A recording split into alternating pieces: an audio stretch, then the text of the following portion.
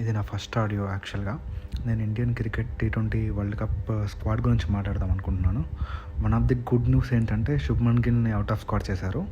And Ishan కిషన్ని తీసుకొచ్చారు.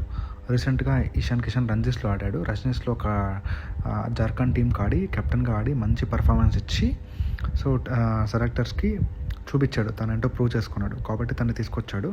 But Sanju శాంసన్‌కి, Ishan కిషన్‌కి clash ఉంది. ఎందుకంటే ఇద్దరు వికెట్ కీపర్ బ్యాట్స్‌మెన్స్. సో కొన్ని మ్యాచెస్ తనకి, కొన్ని మ్యాచెస్ తినకి ఇచ్చే ఛాన్స్ ఉంది. ఎవరు బెటర్గా పర్ఫామ్ చేస్తే వాళ్ళు సెటిల్ అవ్వచ్చు. సో ఐ ఫీల్ ఫస్ట్ సంజుకి ఇచ్చి, ఎందుకంటే సంజు ముందుగానే స్క్వాడ్లోకి వచ్చాడు కాబట్టి తనకు ఛాన్స్ ఇస్తాడు. ఒకవేళ తను ఫెయిల్ అయితే మాత్రం ఇషాన్ కిషన్కి ఇచ్చేస్తారు. బికాస్ ఇషాన్ చాలా ఫామ్లో ఉన్నాడు. సో శుభ్మన్ గిల్ వెళ్ళిపోవడం అనేది మన టీ20 స్క్వాడ్కి, మన టీ20 వరల్డ్ కప్కి చాలా మంచి విషయమే. ఓకే, తను మంచి ప్లేయర్ కాదు, తను యాజ్ ఆఫ్ నో ఫామ్లో లేడని. ఈవెన్ అజిత్ అగార్కర్ కూడా అదే అన్నాడు. ఓకే, చూద్దాం. ఇది నా ఫస్ట్ ఆడియో యాక్చువల్గా. నేను Indian cricket T20 world cup squad గురించి మాట్లాడదాం అనుకుంటున్నాను.